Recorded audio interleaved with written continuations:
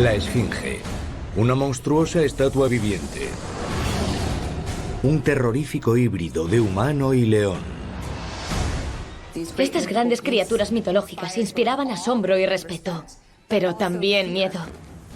Tenían los rostros de los faraones egipcios, que creían que estas criaturas podían otorgarles un inmenso poder. Las edificaciones y las obras de arte que creaban los antiguos egipcios tenían una función mágica. ¿Qué inspiró este formidable mutante? ¿Por qué fue creado? ¿Y qué papel jugó en la búsqueda de la inmortalidad de los faraones? Hoy, varios equipos de expertos utilizan los últimos avances científicos y arqueológicos para descubrir la verdad oculta tras esta increíble criatura. Nos pone un poco nerviosos levantarla. Y desvelar cómo la gran esfinge llegó a ser tan poderosa como los propios faraones. Criaturas mitológicas, los secretos de la esfinge. La esfinge. Durante más de 2000 años, esta extraña y aterradora criatura híbrida nos ha mantenido bajo su poder. Podemos ver la esfinge representada en diversas culturas. Egipto, Grecia, India, Asia. Los griegos la temían como a una feroz devoradora de hombres. El mundo árabe la conocía como el padre del terror. Obviamente, la imagen de la esfinge era muy poderosa y aparece en muchas otras culturas, pero a menudo de forma muy diferente. En Grecia, por ejemplo, era francamente peligrosa y malvada. Pero en ningún otro lugar, la esfinge fue más poderosa y venerada que en Egipto. La esfinge más famosa está junto a las pirámides de Giza. Pero antaño, hubo innumerables esfinges en este reino del desierto. Cada una tenía el rostro de un faraón, incluido el rey niño, Tutankamón. No hay muchas criaturas en la historia mundial con un legado tan duradero como la esfinge del antiguo Egipto.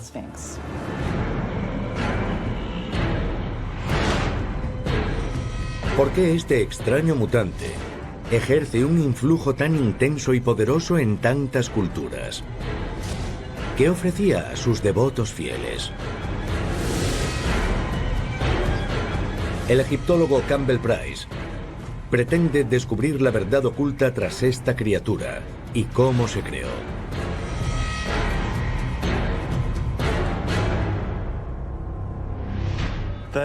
La gran esfinge de Giza es la estatua colosal más antigua y grande del antiguo Egipto.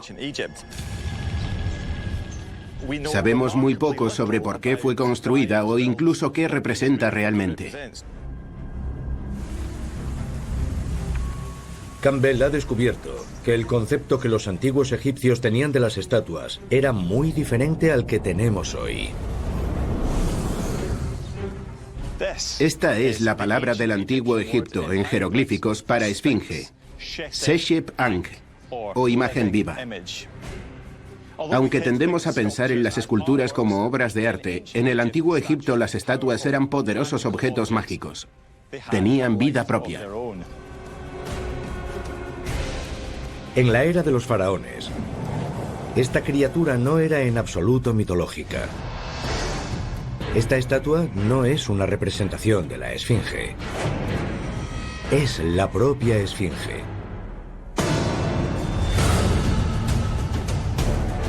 Pero, ¿por qué los faraones querrían transformarse en una estatua viviente de un mutante humano-animal? Campbell cree que la respuesta podría estar en el elemento de la esfinge, que permanece constante en todas las culturas. El cuerpo de león. Examina una talla para investigar cómo los gobernantes de Egipto comenzaron a representarse a sí mismos como leones. Es una escena de una verdadera masacre. En el centro, entre prisioneros atados y prisioneros siendo maltratados, hay una representación gigantesca de un león. Y no es cualquier león, es una descripción del propio faraón al mando, luchando contra los enemigos de Egipto y jurando vengarse de cualquiera que se opusiese a él. El león siempre es en todas las culturas el rey de las fieras, una máquina de matar. En diversas épocas y en algunas culturas concretas, vemos que la fiera más dominante, el animal salvaje más grande, el más poderoso y el más fuerte, acaba representando a la realeza, a los nobles, a los líderes de esa sociedad.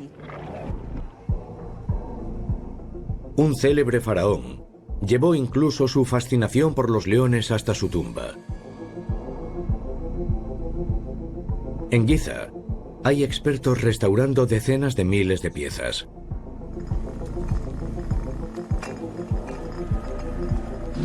Algunas de las más valiosas fueron enterradas con el rey niño, Tutankamón. Esta cabeza forma parte de un lecho de la colección Tutankamón. Sobre todo en el rostro, pueden ver las incrustaciones en los ojos y en la nariz. En este, adopta la forma de un león. Las imágenes que destacan de inmediato entre las piezas de la tumba de Tutankamón son de leones, tanto en su lecho ceremonial como en su carroza. El rey recibe su poder del león. Antes del año 3000 a.C., era habitual ver leones en Egipto. Pero cuando los egipcios cambiaron la vida nómada por la ganadería, con el fin de proteger su ganado, cazaron a los leones casi hasta su extinción. Sin embargo, la imagen de este temible depredador vivió como símbolo del feroz poder que se esperaba de un rey.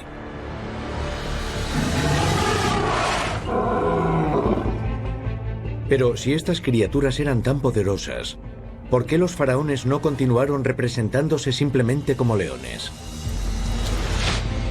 ¿Por qué un faraón decidió convertirse en la Esfinge? La respuesta podría estar en cómo los dioses eran representados en el mayor templo de Egipto. Los dioses del antiguo Egipto eran superseres humanos, y la mejor forma de representarlos era otorgarles los poderes de los animales. El templo de Karnak en Luxor está cubierto de híbridos de humano y animal. Incluso hoy los dioses egipcios son reconocibles por tener cabeza de animal. En el antiguo Egipto era el sello distintivo de un dios, cabeza de animal y cuerpo de humano. De forma similar a los superhéroes modernos como Lobezno o Spider-Man, el animal de cada dios representaba su naturaleza y su función. Heket, la diosa del parto y la fertilidad, tiene la cabeza de una rana. Cuando el Nilo se desborda, los renacuajos aparecen por millares. Por eso el renacuajo es el jeroglífico del número 100.000. Anubis es el dios de los muertos con cabeza de chacal. Los chacales suelen buscar alimento en los cementerios, así que los antiguos egipcios lo relacionaban con la muerte. Y Khepri, el dios creador, tiene cabeza de escarabajo pelotero. Este animal pone sus huevos en bolas de excremento, así que sus crías parecen surgir de la nada. Un rasgo apropiado para el dios de la creación.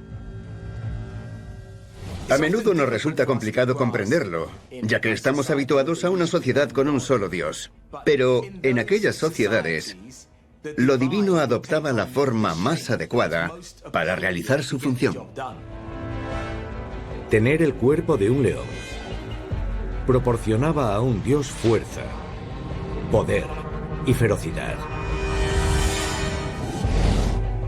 Según el mito, el dios Sol Ra envía a su hija Sekhmet a la tierra para castigar a los humanos que lo abandonaron. Como diosa de la guerra, Sekhmet no hace prisioneros. Inicia una matanza que amenaza con acabar con la humanidad. Para detener la masacre, Ra engaña a su hija. Inunda la tierra con cerveza y jugo de granada. Creyendo que es la sangre de sus víctimas, Sekhmet bebe el cóctel de Ra. Pierde el conocimiento durante 3 días. Cuando despierta, su rabia ha desaparecido. El mensaje está claro.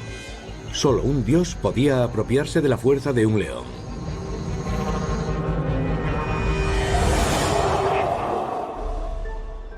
Al fusionarse con ese animal, los faraones querían proclamar su condición divina. Los faraones se representaban a sí mismos con cabezas u otras partes de animales. Y no era algo que las personas normales, como nosotros, pudiesen hacer. Pero hay un misterio. La mayoría de las criaturas híbridas egipcias tienen cabeza de animal y cuerpo de humano.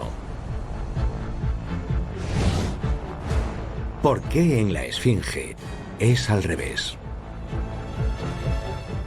Sabemos que tenemos una mente muy inteligente y desarrollada, pero cuando pensamos en nuestro cuerpo, no podemos compararnos con muchos animales salvajes. Por lo tanto, poder crear una criatura que sea la combinación de nuestro mejor rasgo, nuestra mente, y el mejor rasgo de los animales salvajes, tiene mucho sentido. Pero ¿qué gobernante fue lo bastante audaz para ser el primero en convertirse en una gigantesca estatua viviente? No hay documentos de por qué o cómo se creó esta criatura mitológica. El egiptólogo Campbell Price cree que podríamos encontrar respuestas aquí, en la guarida de la primera esfinge de Egipto.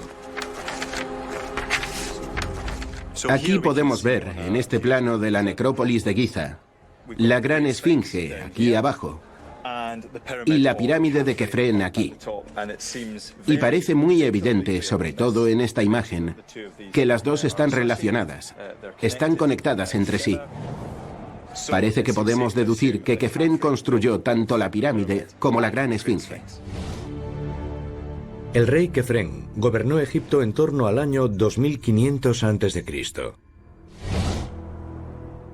Es célebre por la construcción de una de las 3 grandes pirámides, pero sigue siendo una figura misteriosa. No sabemos casi nada sobre Kefren el hombre, pero sí disponemos de una referencia del historiador griego Heródoto escrita en el siglo V a.C., varios siglos después de la muerte de Kefren. Y Heródoto dijo que tanto Kefren como su padre Keops eran detestados. Fueron gobernantes despóticos que obligaron a su pueblo a construir las grandes pirámides. Así que la única referencia que tenemos sobre Kefren lo describe como un megalómano. Kefren necesitaba un esfuerzo monumental para crear la poderosa esfinge.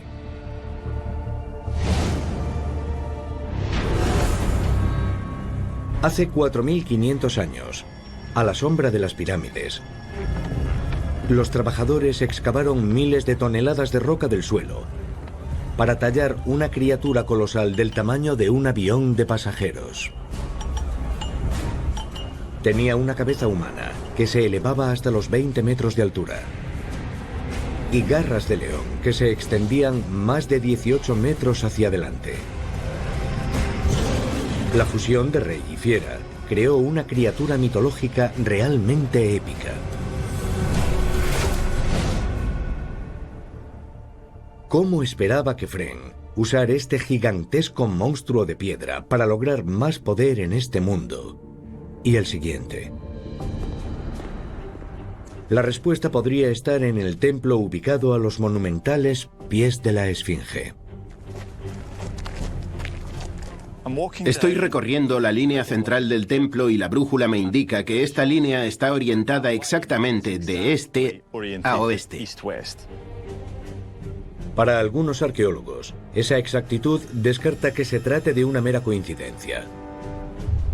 La Esfinge y su templo están alineados según el tránsito del sol poniente. Sabemos que a los antiguos egipcios les interesaban mucho los movimientos del sol, y 2 veces al año sucede algo sorprendente que nos da una pista sobre el significado de la creación de esta criatura colosal. Las gigantescas pirámides dominan la meseta de Giza. Pero 2 veces al año, la monstruosa esfinge acapara el protagonismo con un gigantesco efecto especial. Visto desde el templo de la Esfinge, durante los equinoccios de marzo y septiembre, el sol poniente se hunde en el hombro de la gran criatura y en la pirámide de Kefren en el horizonte. Vistas desde arriba, las sombras de la Esfinge y la pirámide se unen en el templo, forjando una conexión entre la Esfinge y el dios Sol.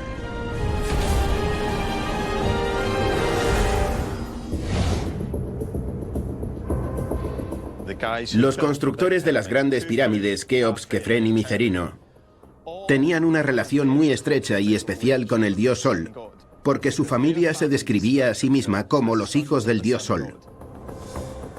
Para los antiguos egipcios, el ciclo del sol era muy importante. Al igual que el sol salía y se ponía cada día, el rey, el faraón, esperaba hacer lo mismo. Y al conectarse a sí mismo con el dios Sol, podía obtener esa vida eterna. Los antiguos egipcios tenían muchas deidades, pero para los faraones, el sol no era solo un dios más, era su padre, y les ofrecía la inmortalidad. Según una de las teorías, la Esfinge y la pirámide eran dos mitades de un plan que permitiría a Kefren vivir para siempre. Las pirámides, la Esfinge y los templos circundantes formaban parte de una máquina, un motor para lanzar el espíritu del faraón a la otra vida para unirse a su padre divino, el dios Sol. Los antiguos egipcios creían que estos monumentos eran una puerta de entrada a la otra vida. En las profundidades de la pirámide, el alma del faraón puede abandonar su cuerpo de forma segura y ascender hacia el reino de los muertos. Para ayudarlo en su viaje, los hechizos mágicos de las paredes ahuyentan a los malos espíritus, mientras que los corredores internos lo guían hacia el cielo, hasta el dios Sol Ra. La forma de una pirámide imita los rayos del sol, permitiendo que el alma del faraón se fusione con Ra y alcance la eternidad en la otra vida. Pero la Esfinge no solo ayudaría a Kefren a ser un dios en el más allá. Al igual que la pirámide, era un recordatorio eterno de su estatus de dios en la tierra.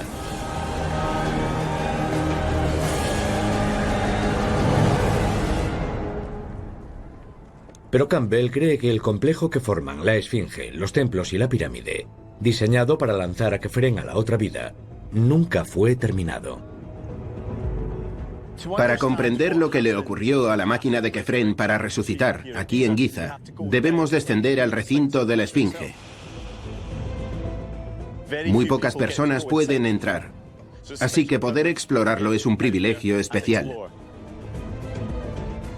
Los antiguos egipcios se referían a esta área como Setepet, que significa elegidos o seleccionados, y significaba que solo ciertas personas podían obtener acceso a este espacio.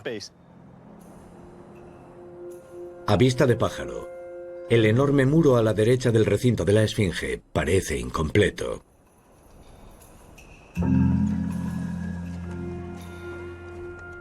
Esta plataforma del lecho rocoso en el lado norte de la Esfinge parece poco precisa, parece inacabada. Eso implica que el recinto de la Esfinge no fue completado durante el reinado de Kefren, y debemos preguntarnos por qué. Campbell sospecha que los constructores abandonaron su trabajo. Pero podrá encontrar pruebas tangibles de que los trabajadores de Kefren dejaron el trabajo a medias. Es probable que en esta zona haya habido pruebas de que fue trabajada durante la antigüedad. Imaginemos a un trabajador usando una piedra para golpear que sería de un material más duro que esta piedra caliza. Iban desprendiendo secciones, un fragmento tras otro, hasta terminar demoliendo secciones enteras de piedra. Pero imaginarlos con este calor trabajando con esas piedras tuvo que ser un trabajo infernal. Campbell encuentra lo que estaba buscando: una prueba de que todavía trabajaban en esta pared de roca cuando fue abandonada. Estos 3 canales muestran muy bien el proceso de extracción de piedra en el antiguo Egipto. Los trabajadores creaban canales entre las rocas. Luego traían otras piedras más duras para usarlas como mazos e iban extrayendo fragmentos de esta roca para despejar esta zona a lo largo de la cara norte del recinto de la Esfinge. Pero la plataforma nunca fue rebajada hasta el nivel del suelo para crear una pared lisa. ¿Por qué? Campbell sospecha que tras la muerte de Kefren, su sucesor ordenó a los trabajadores comenzar su pirámide. No lo sabemos con certeza, pero es probable que al fallecer el rey, los trabajadores encargados de crear el recinto dejasen sus herramientas y pasasen al siguiente gran proyecto de construcción real. El poder de esta aterradora criatura declinó tras la muerte del faraón. Construir monumentos colosales era un negocio costoso. Durante la dinastía de Kefren, la construcción de pirámides demasiado ambiciosas alcanzó su apogeo. El hijo de Kefren, Micerino, construyó una tumba mucho más modesta, apenas la mitad de grande que la de su padre. Con el tiempo, los recursos empezaron a escasear. Y resultó imposible mantener la meseta de Giza. Los ladrones de tumbas saquearon las pirámides. La gran esfinge quedó medio enterrada, como una curiosidad para asombrar a las generaciones futuras. Parecía que la era de la esfinge había terminado y sería sepultada por completo por las arenas del desierto. ¿Cómo consiguió esta criatura híbrida volver a abrirse paso hasta el epicentro del poder egipcio? La figura de la esfinge del antiguo Egipto inspiró a los faraones durante miles de años, y no solo en una época determinada, formaría parte de su historia para siempre. Buscando entre sus colosales patas, el Dr. Campbell Price investiga una inscripción que podría proporcionar la respuesta. Una estela es como un tablón de anuncios del antiguo Egipto. Daba a los vivos y también a los dioses un mensaje importante. Las que eran realmente grandes, como esta piedra, pertenecían a reyes. Esta estela de 4 metros de altura está cubierta de jeroglíficos.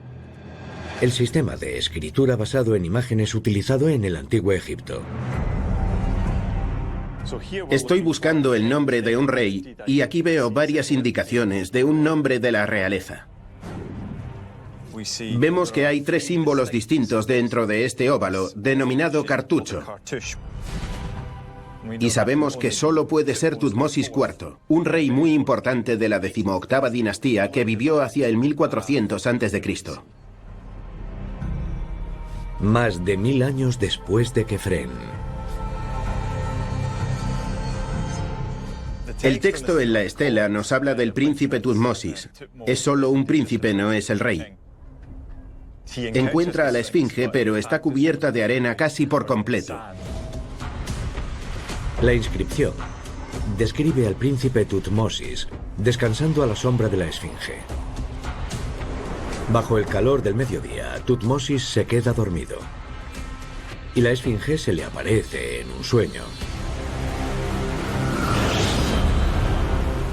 Con la voz del dios del sol naciente le dice: si me liberas de la arena, te haré rey.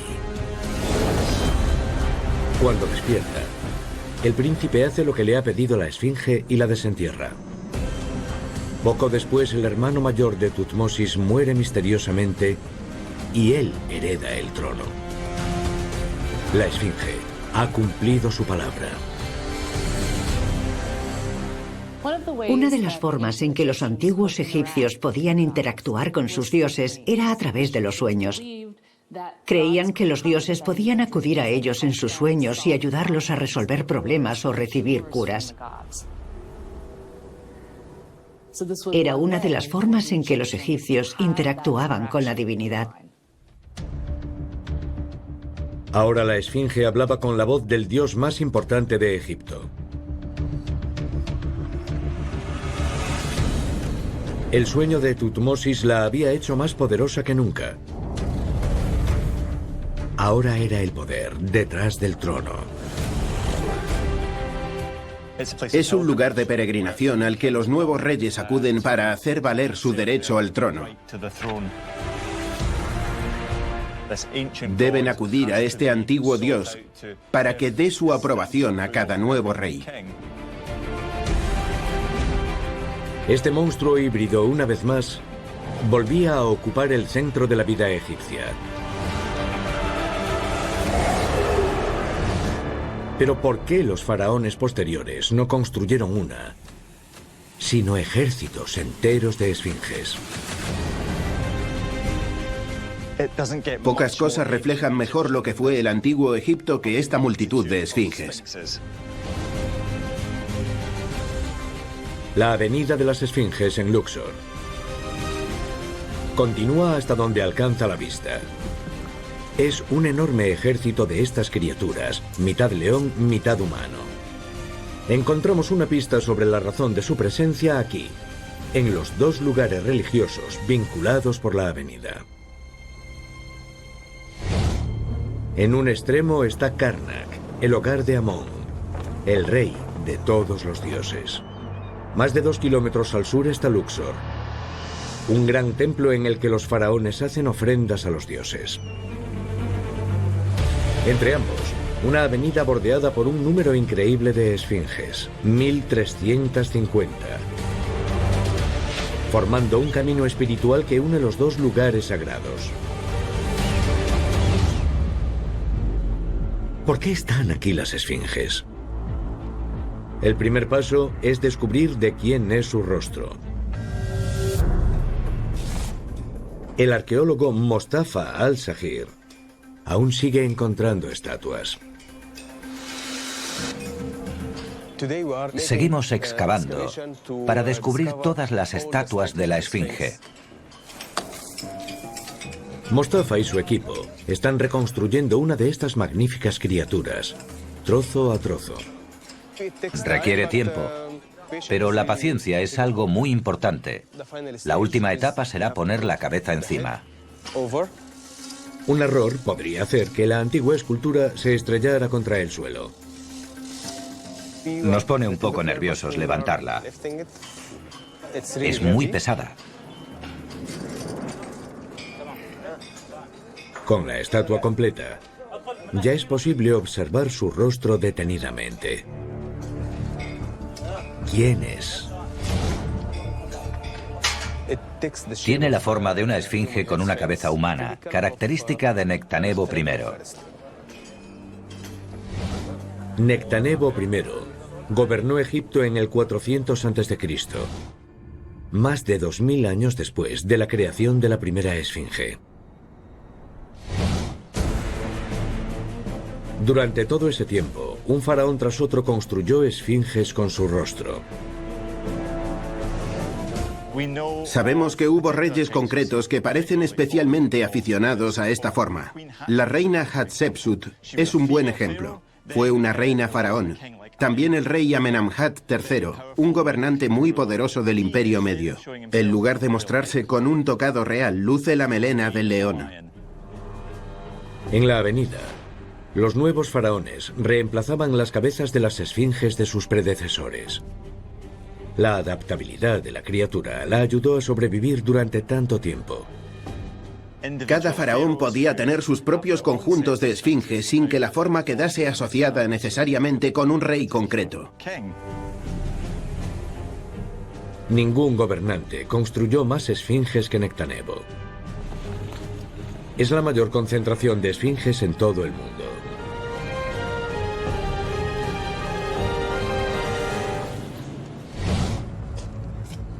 Campbell Price cree haber encontrado una pista de por qué Nectanebo mandó construir todo un ejército de esfinges en la propia avenida. Cuando observamos este conjunto de esfinges alineadas como centinelas a ambos lados de la avenida, su propósito tuvo que estar relacionado con lo que ocurría en medio. Este enorme paseo era el elemento central de una de las festividades más sagradas del antiguo Egipto.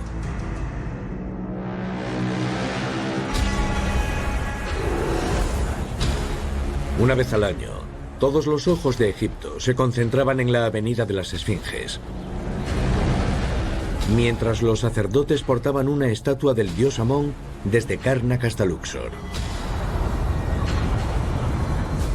Al igual que las Esfinges, creen que la estatua de Amón está viva.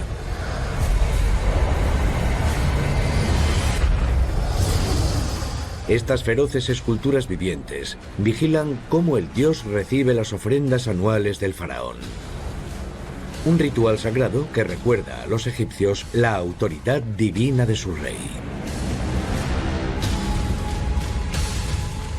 Campbell cree que el ejército de esfinges desempeñaba un papel crucial en esa ceremonia.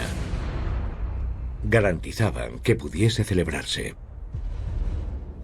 Aunque los dioses del antiguo Egipto eran increíblemente poderosos, también eran bastante vulnerables, sobre todo cuando abandonaban su morada en su templo. Necesitaban protección mágica y ritual, y este escuadrón de esfinges actuaban como guardianes de los dioses en sus viajes rituales.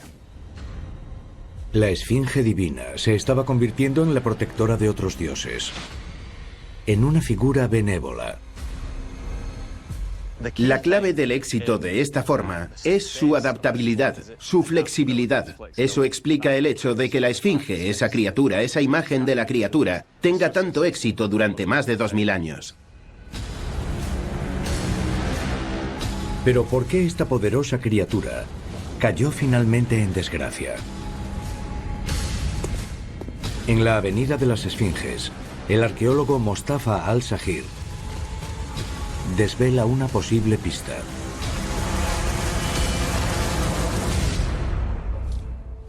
Una de las cosas más importantes que hemos encontrado es este bloque inscrito. Este de aquí, con el nombre de Cleopatra.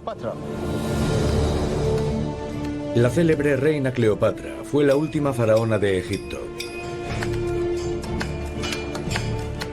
Supervisó inmensas obras de construcción, cada una con su título real inscrito.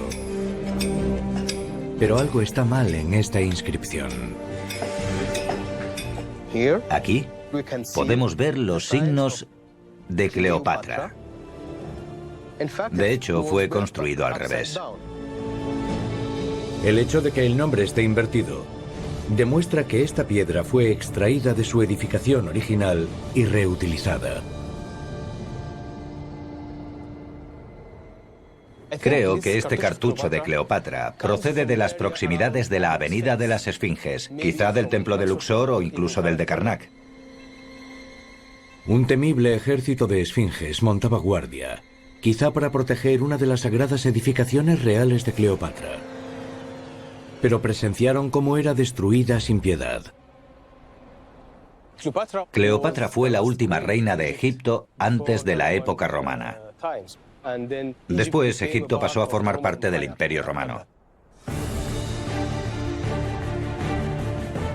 Cuando los romanos conquistaron Egipto, la edificación de Cleopatra pudo ser brutalmente reutilizada para sus propios proyectos de construcción. Aquí mismo, ante las narices de los protectores de piedras reales. En Egipto, la era de la Esfinge estaba llegando a su fin.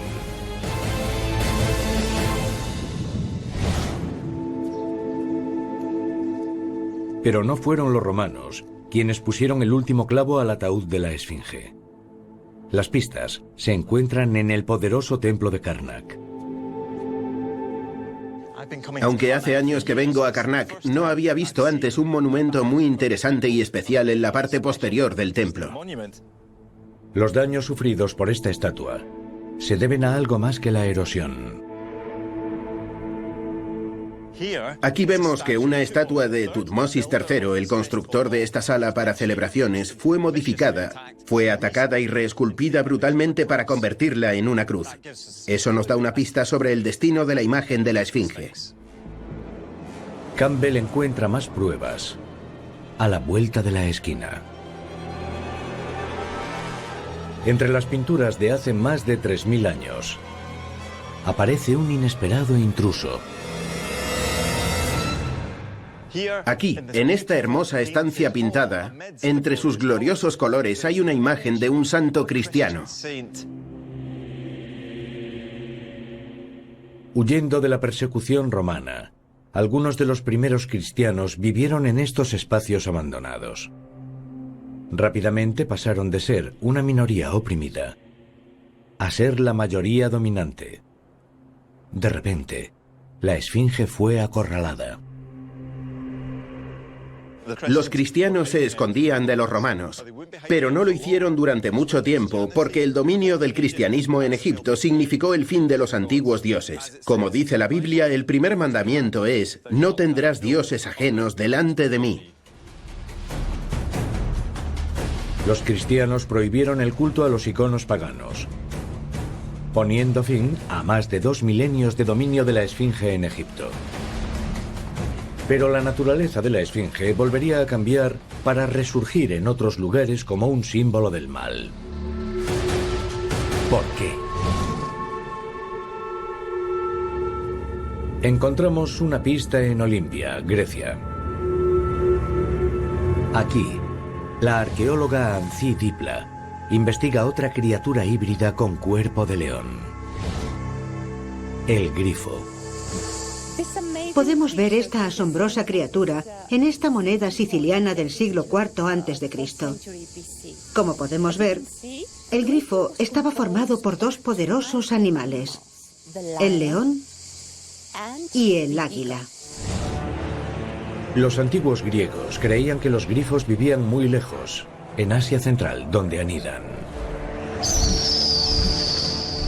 Entre sus huevos hay pepitas de oro que desentierran al construir su nido. De día, el grifo protege sus huevos del sol ardiente. Y por la noche, debe protegerlos de los cazadores de tesoros, que intentan robar el oro que está bajo el grifo. Pero su agudo oído detecta a cualquier intruso y no duda en matarlo. En Grecia, los grifos y las esfinges tienen muchas similitudes. Ambas criaturas tienen el cuerpo de un poderoso león. Ambas tienen alas y llegan de tierras lejanas a través de Oriente Próximo. Fijaos en sus orejas erguidas, su boca abierta, su rostro aterrador. Siempre está alerta. Siempre está en guardia. Así que esta temible criatura es perfecta para intimidar a posibles ladrones. A los griegos les fascinaban las criaturas híbridas, como el grifo y la esfinge. Las representaron en innumerables obras de arte. Ambas criaturas mutantes podían ser feroces. La persona que pidió que añadieran esta cabeza de grifo al caldero que ofreció a los dioses quería mostrar una capa de protección sobrenatural. Como si utilizase a este monstruo para proteger el tesoro. Es probable que los viajeros trajeran a Grecia relatos sobre la esfinge y el grifo.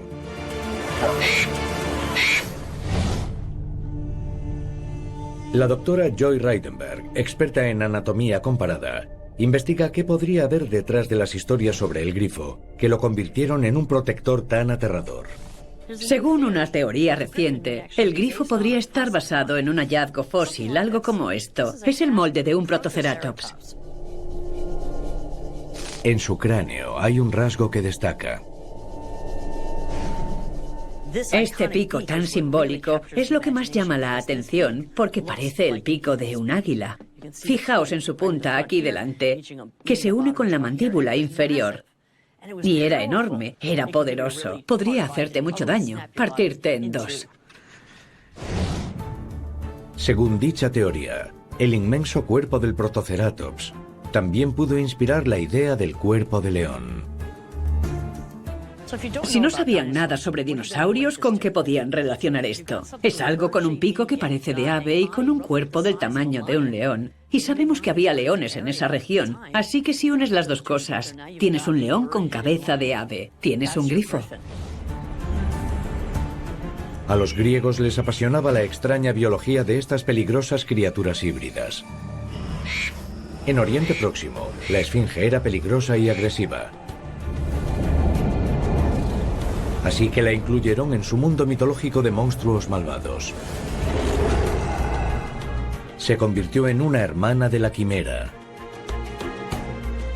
la hidra de múltiples cabezas y el can cerbero del infierno.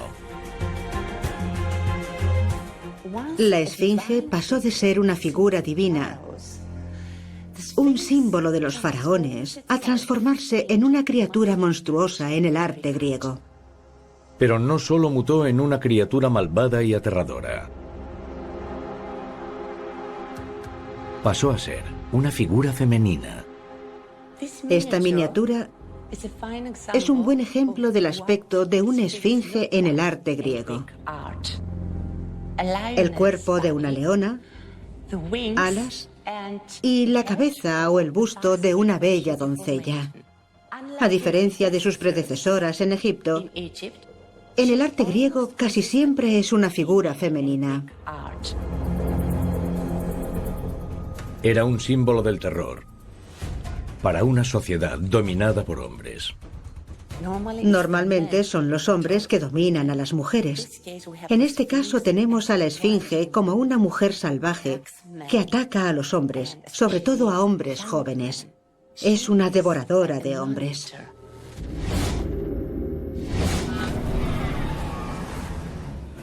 Según la mitología griega, una esfinge aterroriza a la población de Tebas con un enigma mortal. ¿Qué tiene 4 pies por la mañana, 2 pies por la tarde y 3 pies por la noche? Todo el que no puede responder a su pregunta paga con su vida.